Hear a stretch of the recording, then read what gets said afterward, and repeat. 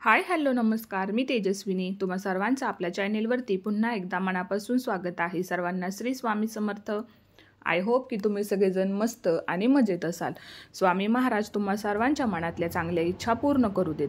तर आजचा हा जो व्हिडिओ आहे तो शेवटपर्यंत नक्की कंटिन्यू करा आणि व्हिडिओ तुम्हाला कसा वाटला ते सुद्धा कमेंट करून मला नक्कीच सांगा. आणि जर व्हिडिओ तुम्हाला आवडला असेल तर चॅनेलला लाईक, शेअर आणि सबस्क्राईब करायला मात्र विसरू नका. तर चला तर मग आजच्या व्हिडिओला सुरुवात करूयात. तर सुंदर दिवसाची सुंदर अशी सुरुवात झालेली होती आणि सकाळी सकाळीच नेहमीप्रमाणे स्वयंपाकाची तयारी चालू आहे. तर आता दूध तापवायला ठेवलेलं होतं. तर आता म्हटलं सगळ्यांना जो प्रश्न पडतो महत्त्वाचा तर तो म्हणजे की भाजीला काय करायचं. सकाळी उठल्यानंतर न पहिल्यांदा कधी कधी काय होतं ना की भाजीला तर भरपूर असतं, पण कधी कधी असा प्रश्न पडतो की आता आज काय करायचं नवीन, कारण की बऱ्याचदा रोज रोज त्याच भाज्या खाऊन सुद्धा कंटाळा येतो. म्हणून मग म्हटलं की चला आता वांग्याची भाजी आज करूयात. तर आता इथे वांगी जी आहेत तर ती मी चिरायला घेतलेली होती, पण वांगी जी आहेत ना तर ती भरपूर खराब झालेली होती. कारण की वरून तर ती दिसताना चांगली दिसत होती, पण आतमध्ये चिरल्यावरती जेव्हा पाहिलं ना त्यावेळेस ना ती पूर्ण खराब झालेली होती. म्हणून मग म्हटलं की चला आता ती ठेवून देऊयात. आणि मग फायनली मग शेवगा होता, म्हणून मग म्हटलं की चला आता शेवगाच करावा लागेल. कारण की वांगी जी आहे तर ती खराबच झालेली होती, त्याच्यामुळे त्याची भाजी तर काही करू शकत नाही. म्हणून मग शेवगाचीच भाजी करायला घेतली. आणि बरेच दिवस झालं आपले जे व्हिडिओज आहेत ना तर ते सुद्धा आलेले नव्हते, कारण की आमच्या घरातलंच लग्न होतं, त्याच्यामुळे मग सतत तिकडे जावं लागत होतं मला. आणि त्याच्यामुळे मग प्रॉपर असे व्हिडिओसुद्धा शूट करता येत नव्हते. कारण की एक दिवस संगीत होतं, त्याच्यानंतर आदल्या दिवशी सुद्धा लग्नाच्या आदल्या दिवशी आमच्या इकडे सगळ्यांना जेवण असतं.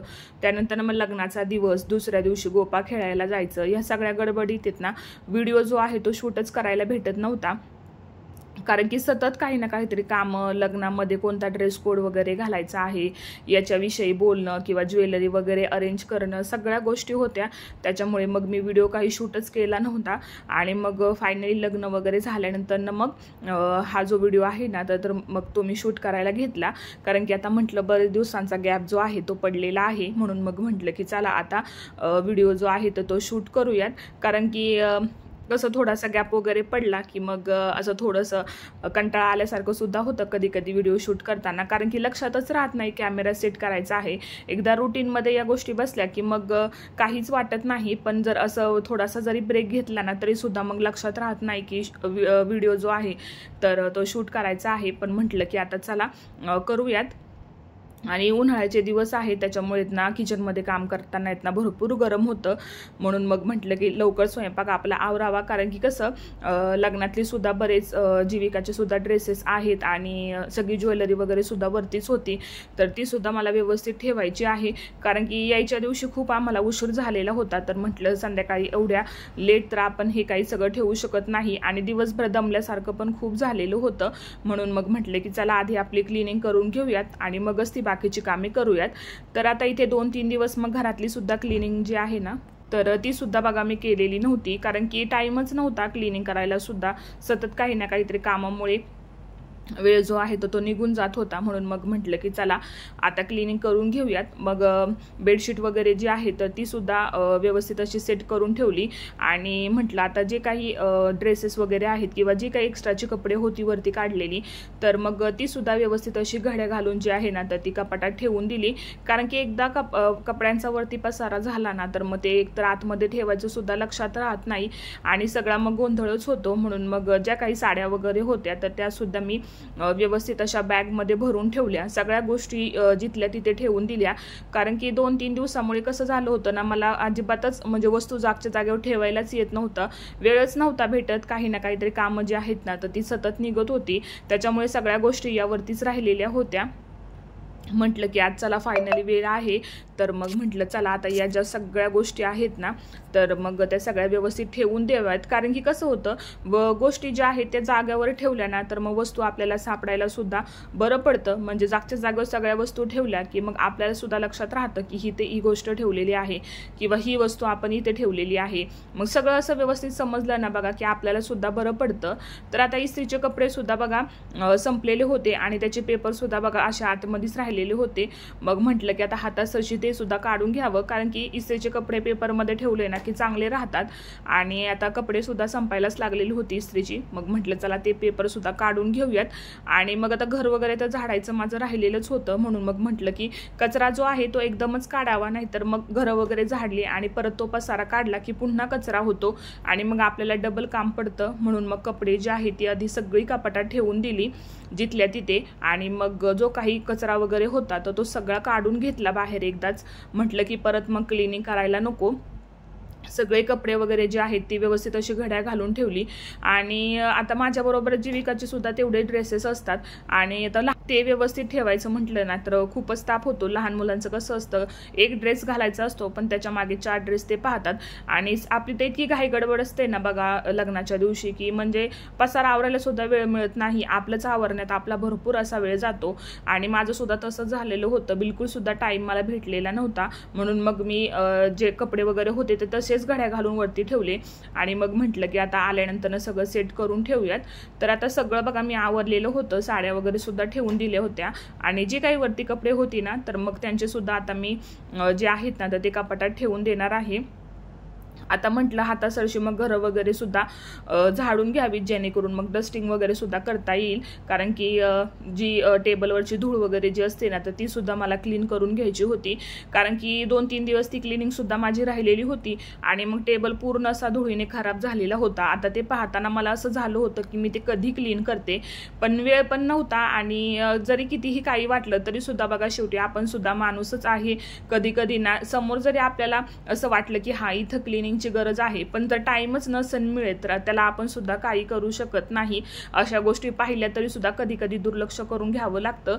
कारण की तेवढा वेळ सुद्धा भेटत नाही क्लिनिंग करायला. सतत आपल्या जर घरातलं काही काम वगैरे असेल किंवा इतरही काही गोष्टी असतील तरी सुद्धा बघा आपल्याला वेळ थोडासा काढून घ्यावा लागतो. किंवा ती गोष्ट क्लीन करायची असली तरी सुद्धा तशीच ठेवावी लागते, कारण की टाइमच भेटत नाही तर ते कधी करणार असं होतं. तर आता मग मी दोन्ही बेड जे आहेत ना तर ते व्यवस्थित झाडून वगैरे घेतले. आता तुम्ही बघू शकता किती सगळा पसारा, कपड्यांचे कवर वगैरे म्हणा किंवा पिशव्या वगैरे म्हणा भरपूर असं साचलेलं होतं. ते सगळं झाडून बाहेर घेतलं एकदाच. म्हटलं एकदा सगळं स्वच्छ करून घेते, परत 7 वेळा म्हटलं आता हे काहीच काढायचं नाही. पसारा वगैरे जे काही आहे ते एकदाच क्लीन करून घ्यायचं. आणि मग सगळं झाडून वगैरे घेतलं. आणि आता कचऱ्याची गाडी आमच्या इथे 2 ते 3 दिवसातून येते, त्याच्यामुळे मग कचरा जो आहे तो सगळा असा व्यवस्थित भरून ठेवला ना की मग गाडी आली की पटकन त्यामध्ये टाकून देता येतो. आता घरं वगैरे तर क्लीन झालेली होती. मग आता हॉलची डस्टिंग करायला घेतली. आणि उन्हाळ्यामुळे ना धूळ खूप आतमध्ये येते, कारण की सतत वारं जे आहे ना तर ते चालू असतं. आता खिडक्या वगैरे लावायचं म्हटलं तर उन्हाळ्याच्या दिवसांमध्ये घरामध्ये आपण तर काही बसू शकत नाही, कारण की गरमच इतकं होतंय ना की आपण खिडक्या वगैरे बंद करून तर घेऊ शकत नाही. आणि मला पण आवडत नाही खिडक्या वगैरे बंद करून ठेवायला. त्याच्यामुळे मग मी नेहमी खिडक्या ज्या आहेत आमच्या पूर्ण घराच्या नेहमी ओपनच असतात. डायरेक्ट संध्याकाळीच आम्ही खिडक्या वगैरे ज्या आहेत ना तर त्या बंद करून ठेवतो. तर आता मग इथे डस्टिंग वगैरे करून घेतलं. आणि दर 2 ते 3 दिवसांनी ही जी डस्टिंग आहे ना तर ती करूनच घ्यावी लागते. म्हणजे ते पाहताना सुद्धा छान वाटतं आणि आपल्याला सुद्धा फ्रेश फील होतं घरामध्ये. सगळं जर व्यवस्थित असेल किंवा आपलं घर व्यवस्थित छान असं दिसावं असं जर आपल्याला वाटत असेल ना तर मग ही जी क्लिनिंग असते ना घरातली बघा तर ती आपल्याला करावीच लागते. आणि फर्निचर वगैरे जर असेल ना तर मग काय बोलायलाच नको. 2 ते 3 दिवसातून ही जी क्लिनिंग असते ना ती एकदा तरी करावी. डेली तर बघा आपल्याला काही शक्य होत नाही, पण 1-2 दिवसातून 3 दिवसातून एकदा तर आपण नक्कीच करू शकतो. तर आता बाहेरचं सगळं फर्निचर वगैरे क्लीन करून घेतलं. आणि मग म्हटलं आता कम्प्युटरचा टेबल राहिलेला आहे तर तो सुद्धा क्लीन करून घ्यावा. आता जीविका कम्प्युटरवरती बसली ना बघा तर ती येत ना सगळ्या वायरी ज्या आहेत ना तर त्या एकत्र असं गुंडाळूनच ठेवते. म्हणजे कुठं काय सगळं असं मिक्स झालेलं असतं, त्याच्यामुळे मग ते सुद्धा सगळं असं वायऱ्यांचा जो गुंतडा वगैरे झालेला होता ना तो सगळा असा बाजूला केला. आणि इकडे येत ना सगळ्यात जास्त वायर ज्या आहेत ना तर त्या इथेच आहेत, कारण की CCTV कॅमेऱ्याचे सुद्धा इथंच कनेक्शन आहे, कम्प्युटरचं सुद्धा इथंच आहे आणि वायफायचं कनेक्शन सुद्धा इथंच आहे. त्याच्यामुळे मग सगळं जे वायरी वगैरे असतात ना त्या इथे खूप आहेत, त्याच्यामुळे ते गुंतडा सुद्धा तितकाच होतो. तर मग आता ते सुद्धा क्लीन करून घेतलं. टेबलवरचं जी काही धूळ वगैरे होती तर ती क्लीन केली आणि त्याच्यानंतर मग दुपारी थोडासा आराम केला, कारण की लग्नाच्या धावपळीत काय झालं होतं ना, आराम करायला अजिबात भेटलेला नव्हता आणि आम्हाला येताना सुद्धा संध्याकाळी खूप लेट झालेलं होतं. म्हणून मग म्हटलं की चला आता दुपारी थोडासा आराम करूयात आणि मग त्याच्यानंतर डायरेक्ट संध्याकाळचंच हे जे शूट आहे ना तर मग ते मी करायला घेतलं, कारण की व्हिडिओचा सुद्धा एंड करायचा होता. म्हणून मग म्हटलं की चला आता व्हिडिओ जो आहे तो शूट करायला घेऊयात. तर इथे डायरेक्ट मी संध्याकाळचंच बघा शूट केलेलं आहे आणि आता संध्याकाळी फक्त काय केलेलं होतं, मसाले भात केलेला होता आणि कांद्याची चटणी आणि ज्वारीची भाकरी असा आमचा बेत ठरलेला होता. तर साधा सिंपलच आपला स्वयंपाक होता. म्हणून मग म्हटलं की चला थोडंसं लेटच स्वयंपाकाला सुरुवात करूयात, कारण की संध्याकाळचा इतका फास्ट असा स्वयंपाक नसतो, थोडासाच असतो. त्याच्यामुळे मी थोडंसं लेटच सुरुवात करते स्वयंपाकाला, जेणेकरून मग स्वयंपाक झाला की लगेचच आम्ही जेवायला बसतो. आणि आमच्या इथे आमचं जेवण जे आहे तर ते लवकर होतं, त्याच्यामुळे मग स्वयंपाक जो आहे तर तो मी लवकरच करायला घेते 7 ते 7:30च्या दरम्यान आणि मग 8-8:30ला जेवायला बसायचं. असं आमचं रोजचं जे डेलीचं रुटीन आहे ना तर ते असंच असतं. तर आता इथे मस्तपैकी अशा गरमागरम ज्वारीच्या भाकरी ज्या आहेत तर त्या मी करायला घेतल्या होत्या आणि तोपर्यंत आई ज्या आहेत ना ते बाहेर कांदे जे आहेत ना तर ते मला चिरून देत होत्या बाहेर. आणि कांद्याची चटणी ना खायला खूप छान लागते. तर त्याची रेसिपीसुद्धा मी आधी एका व्हिडिओमध्ये शेअर केलेली होती, त्याच्यामुळे मग मी ती पुन्हा काही आता दाखवणार नाही तुम्हाला. आणि दुसरीकडे बघा माझा मसाले जो भात होता बनवायला टाकलेला होता तर तो सुद्धा रेडी झालेला होता. म्हटलं गरमागरम जे जेवण आहे तर मग ते सगळेच करतील आणि उन्हाळ्याच्या दिवसांमध्ये संध्याकाळी तर येत ना किचनमध्ये दमच निघत नाही, म्हणजे इतकं गरम होतं ना की काही बोलायलाच नको, असं वाटतं की कधी आपण एकदाचं बाहेर जातोय. तर आता आमची जेवणं वगैरे आवरली, किचन वगैरे मी क्लीन करून घेतला आणि मग बाहेर आले थोड्या वेळ.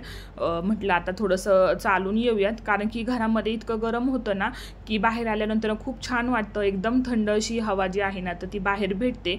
आणि जीविकाला सुद्धा घरामध्ये बसायचं म्हटलं की नकोच म्हणते ती सुद्धा. तर तिचं चाललेलं इथं ड्रॉइंग करायचं, तर मग मी म्हटलं तू ड्रॉइंग कर, तोपर्यंत मग आम्ही थोडंसं चालून वगैरे घेतो. तर इथे आईसुद्धा माझ्यासोबत मग चालत होत्या. आम्ही दोघी छान कंपाऊंडमध्ये अर्धा ते पाऊण तास जे आहे ना तर ते चालत असतो जेवण वगैरे झाल्यानंतर ना, मग थोड्याशा गप्पा वगैरे मारतो. तर आय होप की आजचा हा जो व्हिडिओ आहे तो तुम्हाला आवडला असेल व्हिडिओ तर चॅनेलला सबस्क्राईब करा. तोपर्यंत सर्वांना श्री स्वामी समर्थ.